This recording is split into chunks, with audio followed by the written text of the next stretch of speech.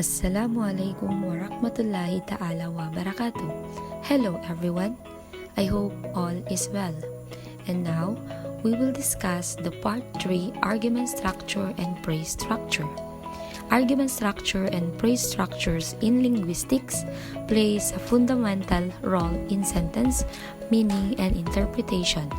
It involves the assignment of syntactic positions to argument within a sentence such as subjects, objects, and other complements. So, to start with, let's talk about the thematic relation in syntax. Thematic relation, also known as semantic roles, refer to the various roles that a noun phrase may play with respect to the actions or state described by a governing verb. Commonly, the sentence's main verb. These relations lie at the interface between semantics and syntax, defining the semantic relations while also influencing the syntactic structure of a sentence. Linguistic approaches that have adopted this notion of semantic macro roles include various theories such as the generalized semantic roles of Foley and Van Vallenroll, and reference Grammar 1984, David Doughty's 1991 theory of thematic proto-roles, Kubrick semantic hyperroles 1997, and Simon-Dick's 1989 function discourse grammar. Thematic roles in syntactic literature are often used to identify arguments of predicates. They include roles such as agent, theme, experiencer, and more. Agents are arguments that bring about a state of affairs, while themes refer to arguments undergoing motion or experiencing a change of state. These roles are used to identify the syntactic arguments of predicates. Thematic relations and grammatical relations resides on a deeper semantic level, while grammatical relations belongs to the level of surface syntax. However, there are correspondences across these levels, and thematic relations can provide prototypical traits for defining the grammatical relations. So, for predication, explanation of predicate according to John Bowers. In the field of linguistics, John Bowers is particularly interested in the syntax and semantics of predications and the internal structure of nominals.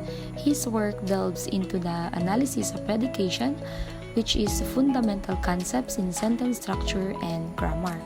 Predication, according to Bowers, involves the syntax and semantics of how a sentence or clause expresses what is said about the subject.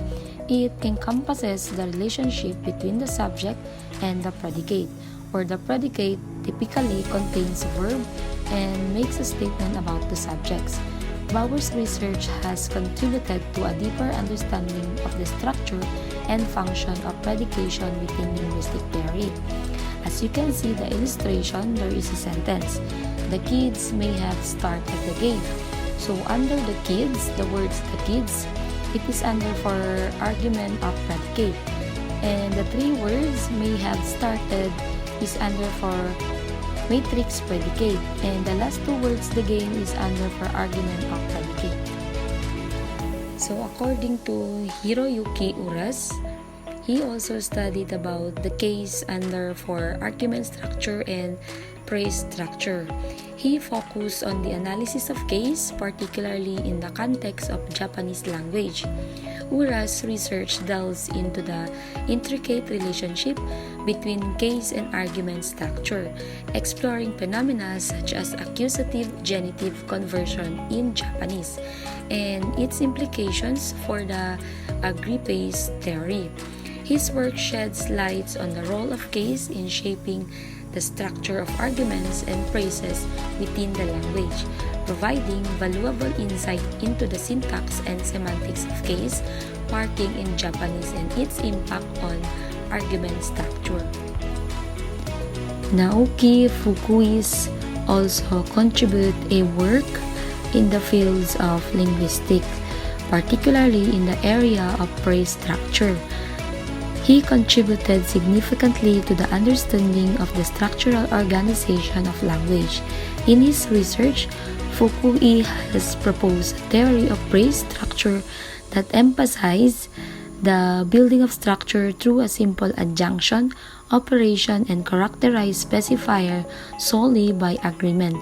This theory introduced a new system of projections called the relativized X-bar theory. So you can already see it in the illustration. So he explored the fundamental difference between lexical and functional categories. Fukui also delves into the syntactic properties of phrase structure, particularly focusing on the phrase structural properties of Japanese. Mark Baker's also work on the natures of non-configurationality delves into the syntax and structure of languages, particularly focusing on the unique syntax seen in polysynthetic languages. His approach to polysynthesis has sparked debate among linguists due to its heavy reliance on generative grammar, which has led to the exclusion of some languages traditionally considered to be polysynthetic. Baker's analysis also considers the functions of nominals in non-configurationally languages, emphasizing their role in adding more information to the verbal arguments or the predicate. Additionally, he explored the existence of discontinuous expression in polysynthetic languages, particularly drawing on the example, as you can see, of Mohawk to provide a conceptual of universal grammar that accounts for both polysynthetic and non-polysynthetic languages. So, try to figure the illustration. Configurational structure has a sentence, subject, and verb predicate. So, under VP or verb predicate, it has object and verb. While the non-configurational structure, S or sentence, has subject, object, and verb. Kyle Johnson, a prominent figure in linguistics, has made significant contributions to the field, particularly in the areas of verb movement, ellipsis, gapping, Germanic, extraposition, quantifiers, and determiners, and also the object positions. His work has been celebrated through a volume of 43 papers written by his colleagues and former students, which touch upon topics that have defined his career. Johnson is also known for his expertise in these linguistic areas and has made substantial contribution to the understanding of language, structure, and syntax. What VP ellipsis can do and what it can't, but not why. Kyle Johnson. So in his work, What VP ellipsis can do and what it can't, but not why, he delves into the capabilities and limitation of verb phrase or VP ellipsis. He explored the potential functions of VP ellipsis within the realm of syntax and linguistic structure. Johnson's analysis provides insights into the specific context in which VP ellipsis can be employed and the constraints that govern its usage. However, he notably focuses on delimiting what VP ellipsis is capable of and what it cannot achieve, without delving into the underlying reasons for these limitations.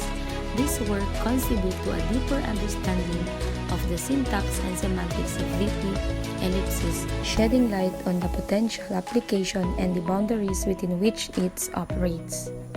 So this is the rules or the contribution had made by Kyle Johnson. So that's for all now. Thank you for watching.